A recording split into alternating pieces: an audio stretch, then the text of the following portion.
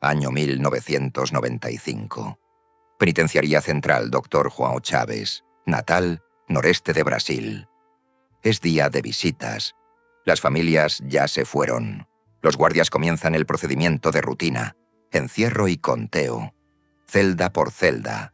Preso por preso. Y entonces se dan cuenta de algo. Falta un hombre. Y no falta cualquier hombre. Falta el preso más temido en la historia de esa prisión. El hombre que, según los propios internos, había asesinado al menos a 10 reclusos con sus propias manos. El hombre al que llamaban el mayor matador que ese lugar había conocido jamás. Paulo Queixada no está. La primera hipótesis es obvia. Se fugó. Las alarmas se activan. Los policías militares rodean el perímetro. Pero entonces, un preso se acerca a mesa a un agente y le dice algo en voz baja. Algo extraño. Minutos antes, otro recluso le había pedido cemento. Cemento sobrante.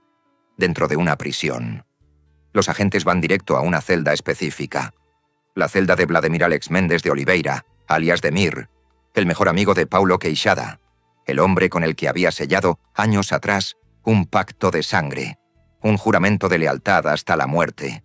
Levantan la hamaca donde Demir dormía cada noche, escarban debajo, y ahí está Paulo Queixada, muerto, descuartizado, enterrado bajo la cama de su hermano de sangre.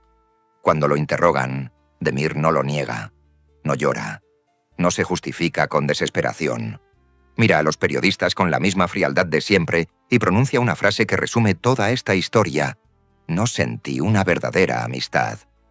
Esta es la historia de 3 hombres que convirtieron una prisión en su reino.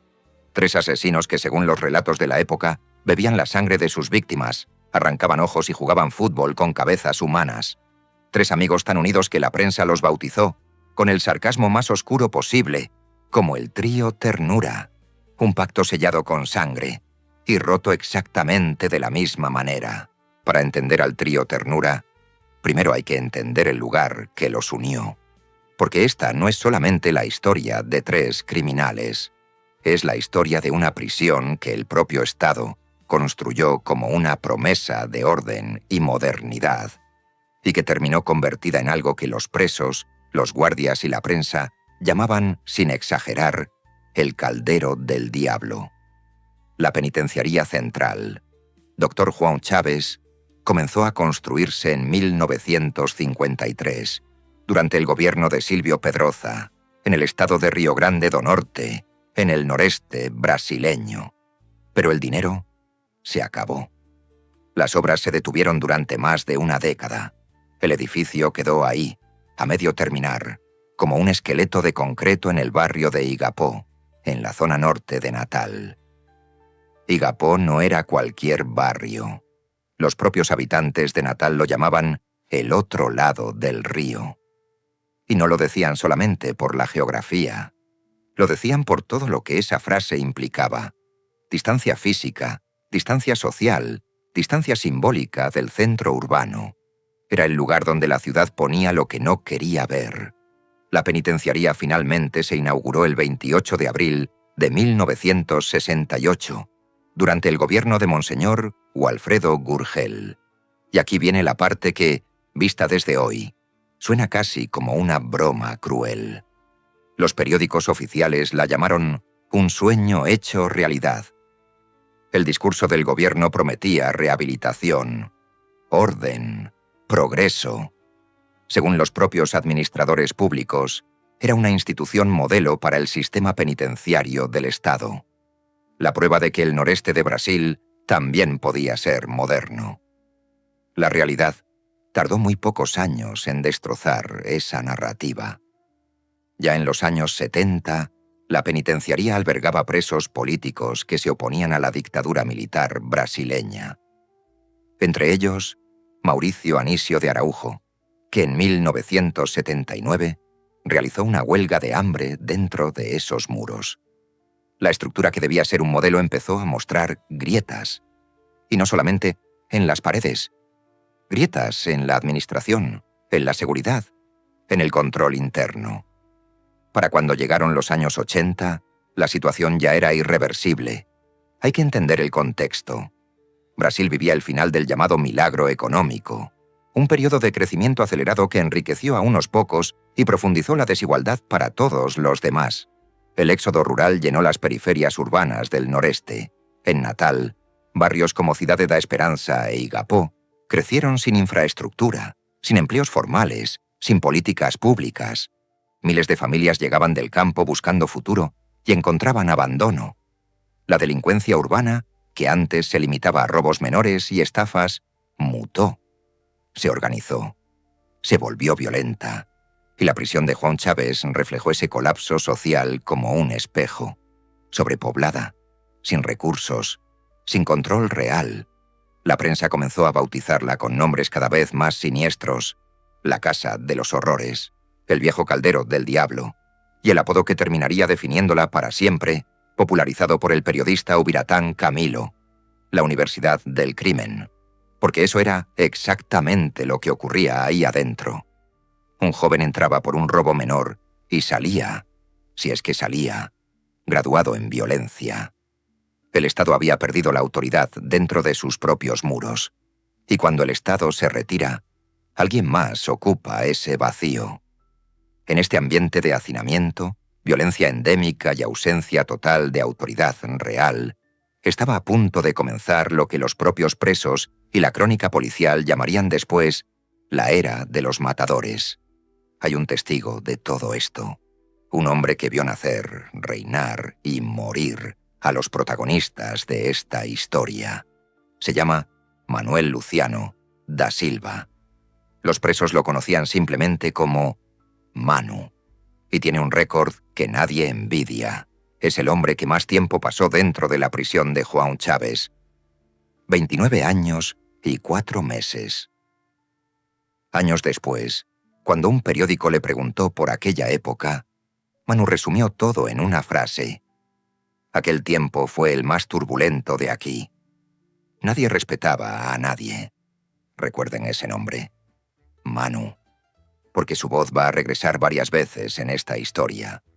Él vio cosas que nadie más sobrevivió para contar. Y todo lo que vio comenzó con un crimen cometido cerca de una universidad, en septiembre de 1983. Paulo Nicasio da Silva nació en Natal y creció en el barrio de Cidade da Esperanza. Un nombre irónico, si lo piensan bien. Ciudad de la Esperanza. Porque de esperanza, ahí, había muy poca.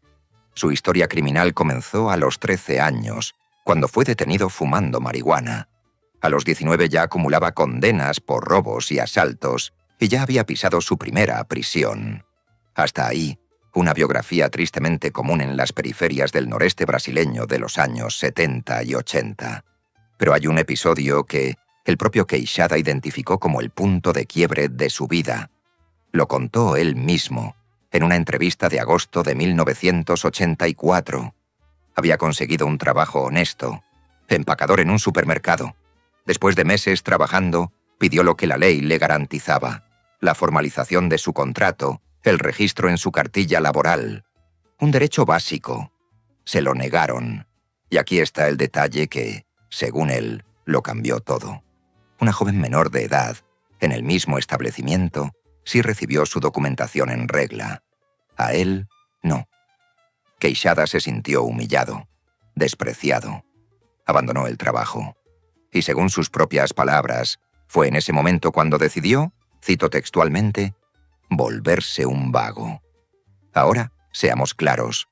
Esta narrativa viene de una entrevista sensacionalista de la época, y millones de personas sufrieron injusticias peores sin convertirse jamás en asesinos.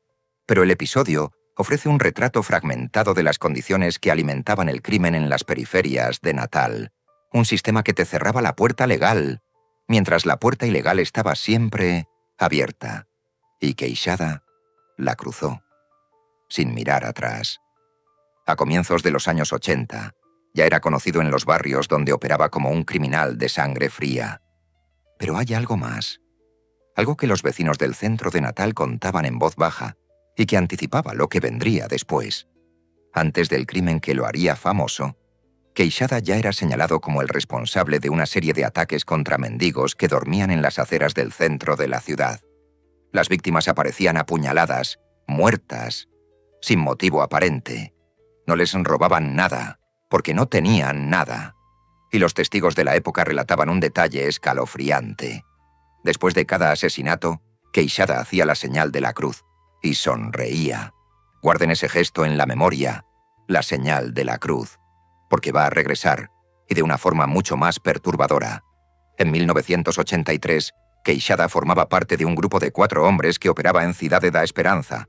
Además de él, Edilson Gavião, Baldetario y João María da Silva, alias Coquiño. Los 4 planeaban y ejecutaban robos por toda la ciudad. En septiembre de ese año, decidieron asaltar a 2 profesionales de la salud cerca de los terrenos de la Universidad Federal de Río Grande do Norte, el médico Francisco Rodríguez Pereira y la enfermera Silvana María de Lima. Lo que siguió quedó registrado en la historia criminal del Estado con el nombre que le dio el periódico Diario de Natal, la masacre de Pororoca. El plan era un robo, solo un robo, pero en medio de la acción, Baldetario cometió el error que sellaría el destino de todos. Llamó a Paulo por su nombre real, en voz alta. Delante de las víctimas, el médico Francisco escuchó el nombre y cometió el error de demostrarlo. Llamó a Paulo por su nombre e intentó negociar, ofreció dinero a cambio de que los liberaran. Acababa de firmar su sentencia de muerte. La reacción de Queixada fue inmediata. Le disparó al médico, que murió en el lugar. Lo que le hicieron después a la enfermera Silvana es de las cosas más difíciles de narrar en esta historia. Edilson Gavião y Baldetario la violaron y la asesinaron. Después, quemaron los cuerpos ahí mismo, en la escena del crimen. La conmoción en Natal fue total. Un médico y una enfermera, gente que salvaba vidas, masacrada al lado de una universidad. La presión sobre las autoridades fue inmensa, y en poco tiempo todos los involucrados fueron detenidos. El caso se resolvió oficialmente en diciembre de 1983. Paulo Queixada tenía 21 años cuando cruzó las puertas de la penitenciaría central Dr. João Chaves. Cualquiera pensaría que ahí terminaba su historia, que el caldero del diablo se lo tragaría, como se tragaba a todos. Pero fue exactamente al revés. Queixada no entró a esa prisión como una víctima más del sistema. Entró como su depredador más implacable. Cuando Paulo Queixada entró a João Chaves, no entró solo. Con él llegaron Baldetario y Edilson Gavião, sus cómplices en la masacre de Pororoca. Los 2 duraron muy poco. Ambos fueron asesinados por presos rivales dentro de la propia penitenciaría. En el caldero del diablo, un crimen como el de Pororoca te ponía una diana en la espalda, y ellos no tenían con qué defenderla. Del grupo original solo sobrevivió Coquiño, João María da Silva, que años después se convertiría en una de las pocas voces vivas capaces de contar esta historia desde adentro. Queixada, en cambio, leyó la situación de inmediato. Entendió la regla número 1 del caldero. Aquí no sobrevive el más fuerte. Sobrevive el que tiene aliados dispuestos a matar por él. Y se puso a construir su círculo de poder. Fue en esas celdas donde conoció a los 2 hombres que completarían el trío más temido en la historia del sistema penitenciario de Río Grande do Norte. El primero, Vladimir Alex Méndez de Oliveira. Demir. Frío, calculador, pragmático. El tipo de hombre que no actuaba por impulso, sino por estrategia. Recuerden esto, porque va a ser la clave del final de esta historia. El segundo, Ivanaldo Félix da Silva, Naldinho do Mereto. Un hombre que, como vamos a ver, operaba bajo una lógica propia. Una lógica donde el crimen físico y el mundo espiritual estaban conectados de una forma profundamente perturbadora. 3 asesinos, 3 compañeros de celda, y una alianza que la prensa de Natal bautizó con el apodo más irónico y más siniestro de toda la crónica policial brasileña de la época, el Trío Ternura. El nombre era una burla, por supuesto, porque no había absolutamente nada de tierno en esos 3 hombres. Pero el apodo funcionó precisamente por ese contraste. Decir Trío Ternura en Natal, en los años 80, era como mencionar al diablo. La gente bajaba la voz. Ahora, ¿qué mantenía unida a esa alianza? En una prisión donde, como decía el veterano Manu, nadie respetaba a nadie. ¿Qué garantizaba que tu aliado de hoy no fuera tu asesino de mañana? La respuesta, según los relatos de los propios presos recopilados años después, fue un ritual, un pacto de sangre. Según estos testimonios, reproducidos por Coquiño, el único sobreviviente del grupo no original que sigue vivo fuera de la prisión, los tres sellaron su alianza mezclando su sangre, un juramento de lealtad absoluta, hasta la muerte. Y aquí es donde esta historia cruza una línea que ningún otro caso criminal de la región había cruzado, porque el periódico Tribuna do Norte, en un reportaje de 2006, publicó el testimonio de Manu, el hombre de los 29 años de prisión. Y Manu confirmó la existencia de este tipo de acuerdos, pero agregó un detalle que nadie esperaba. Según Manu, el trío Ternura no estaba solo. Formaba parte de un grupo más grande, unos 10 presos, y lo que ese grupo había hecho, en palabras textuales del propio Manu, fue esto. Hicieron un pacto con el diablo. El periodista le pidió más detalles, nombres, fechas. ¿Qué había visto exactamente? Manu se negó. Y su negativa dice más que cualquier respuesta. Porque este era un hombre que ya lo había perdido todo, que había sobrevivido 3 décadas en el infierno y que aún así prefería callar. Citó el código no escrito de la prisión, las 3 reglas que lo mantuvieron vivo: ver, oír y callar. Con el pacto sellado, el trío Ternura estableció dentro de João Chaves un dominio basado en el terror puro. El liderazgo era compartido, pero con una jerarquía clara. Queixada era el jefe indiscutible, el estratega y a la vez el ejecutor más letal. De Mirin Aldiño se repartían la violencia que sostenía ese poder. Los números que le atribuyen a Queixada dan la dimensión del personaje. Al menos 10 presos asesinados directamente por él, dentro de la prisión. 10. Eso lo convirtió, según la crónica de la época, en el mayor matador en la historia de la penitenciaría. El delegado Maurilio Pinto de Medeiros, que en aquella época era coordinador general de policía y que después llegaría a ser delegado general de la Policía Civil del Estado, los describió con una precisión escalofriante. Eran la crema innata de los criminales, 3 amigos tan unidos que solo la muerte los separó. Guarden esa frase, solo la muerte los separó. Porque el delegado no imaginaba hasta qué punto esas palabras se volverían literales, y hay un detalle más que muestra el tamaño real de su poder. La población de Natal les tenía miedo. Estando ellos presos, piensen en eso un segundo. 3 hombres encerrados tras los muros de una penitenciaría, y la ciudad entera seguía temiéndolos. Su fama se extendía más allá de los muros del Caldero del Diablo, como una sombra sobre toda la región. ¿Por qué tanto miedo a 3 hombres enjaulados? Por lo que viene ahora. El capítulo que ningún periódico de la época podía publicar completo sin perturbar profundamente a sus lectores. Los rituales. Advertencia. Lo que viene a continuación está basado en los relatos de presos, guardias y la crónica policial de la época. Son testimonios, no actas judiciales. Pero fueron tan consistentes, tan repetidos por fuentes distintas a lo largo de los años, que terminaron definiendo la memoria colectiva del trío Ternura hasta el día de hoy. Dentro del Caldero del Diablo, la violencia del trío no era solamente un instrumento de poder. Para algunos de sus miembros, adquirió dimensiones que cruzaron las fronteras del crimen común y entraron en un territorio que los propios internos y funcionarios describían con una palabra específica: ritualístico. Empecemos por el jefe.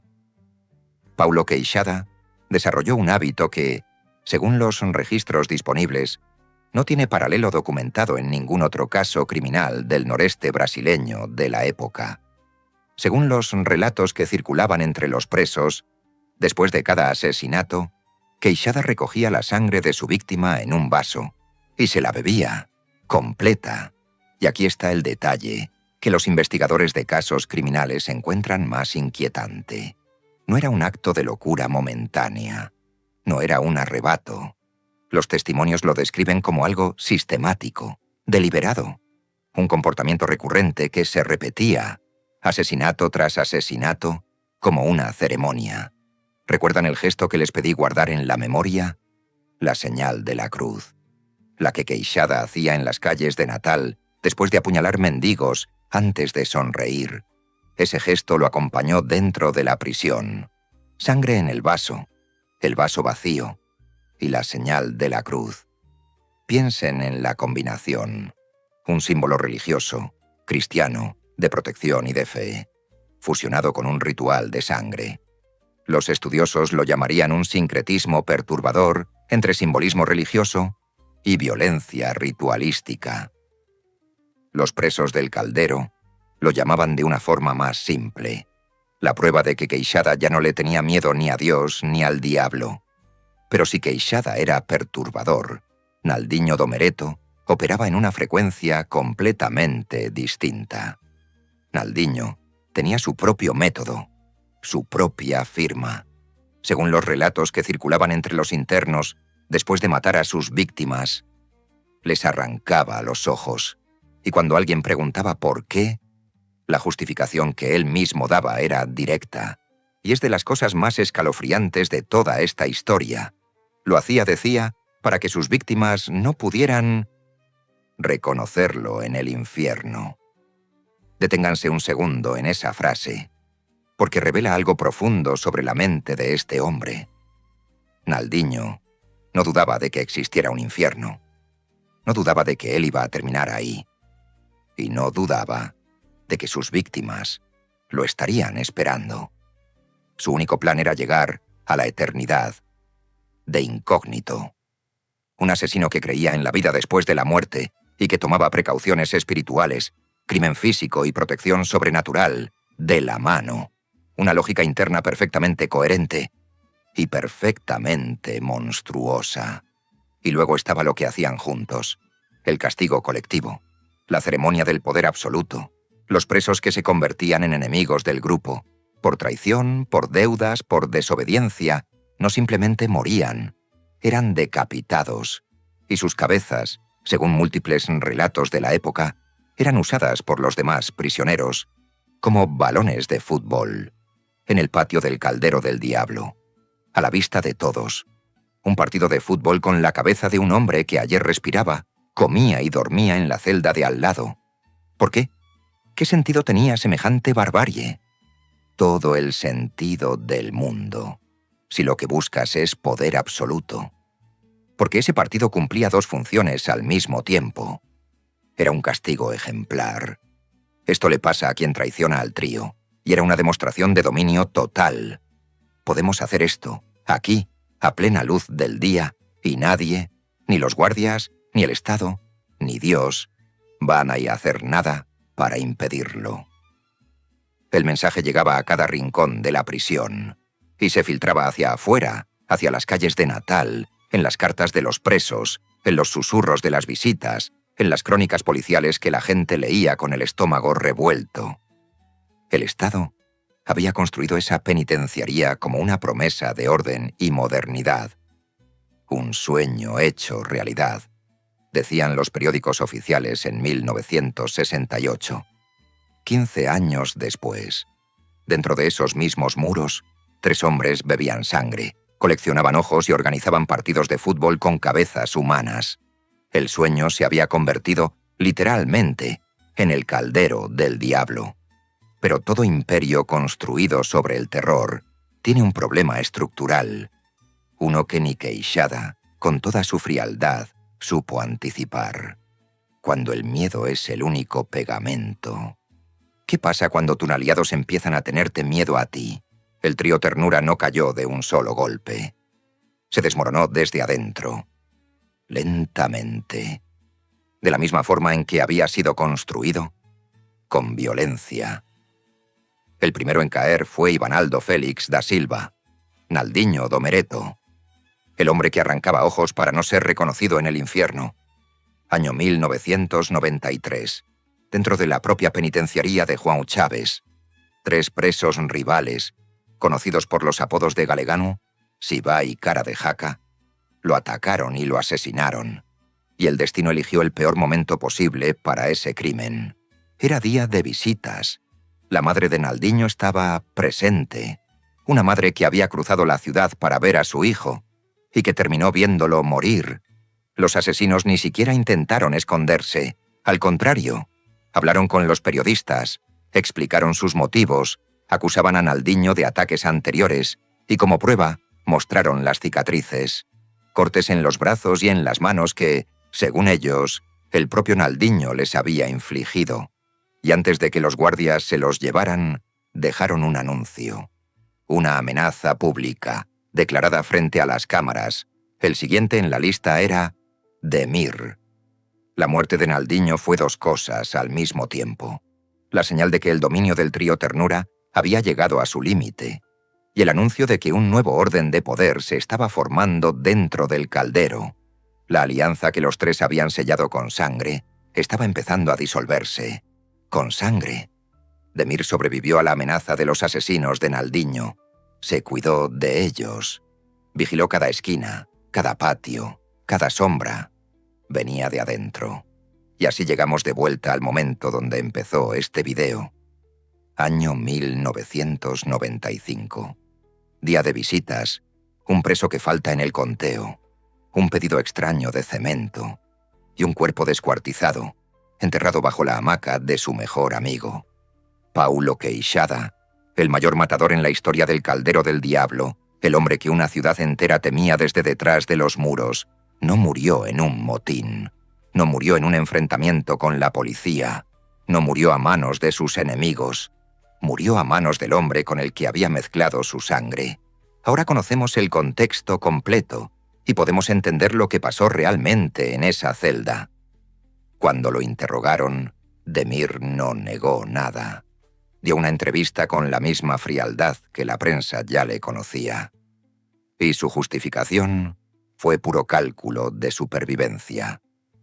Según Demir, Queixada había empezado a incitar a otros presos contra él y contra Naldiño. El jefe del trío estaba, en la práctica, preparando la eliminación de sus propios hermanos de sangre. Si hubieran actuado como Queixada quería, declaró Demir, yo ya estaría muerto. Había algo más, una tensión física y psicológica constante. Queixada se quejaba, una y otra vez, de un intenso dolor abdominal. Y cada vez que lo mencionaba, miraba a Demir de cierta forma. Demir interpretó esas quejas como una insinuación velada. Una referencia a una puñalada que, según los relatos, él mismo le habría dado a su compañero tiempo atrás. Imaginen esa celda. Dos de los asesinos más letales del noreste brasileño, durmiendo a metros de distancia, cada uno convencido de que el otro está planeando matarlo primero. El pacto de sangre convertido en una cuenta regresiva. Demir decidió no esperar. Actuó primero. Y sobre el descuartizamiento, su explicación fue de un cinismo tan brutal que merece ser citada. Demir declaró que había descuartizado el cuerpo para facilitarle el trabajo al Instituto Técnico y Científico de Pericia de Natal. Los forenses, dijo, lo tendrían más fácil así. No sentí una verdadera amistad, concluyó. Así se rompió el pacto de sangre. De la forma más definitiva posible, con la muerte de Queixada, Demir se convirtió en dos cosas a la vez, el asesino del hombre más temido de la penitenciaría y el nuevo dueño del poder dentro del caldero. Y no tenía ninguna intención de quedarse quieto. En 1996, Demir protagonizó uno de los episodios más tensos en la historia de João Chaves, una rebelión. Junto a otros internos, tomó como rehenes a funcionarios de la prisión. Armados y atrincherados, los rebeldes resistieron el cerco de la policía y de las autoridades externas. Y en medio de la negociación, Demir declaró algo que revela dónde estaba su cabeza después de tantos años de caldero. Dijo que quería morir, pero no de cualquier forma. Quería morir afuera de las rejas, no dentro de una celda. Después de todo lo que había hecho, después de todo lo que había visto, al último miembro del trío Ternura solo le quedaba un deseo, elegir el escenario de su propia muerte. Las negociaciones fueron largas, y entonces las autoridades hicieron una jugada inusual.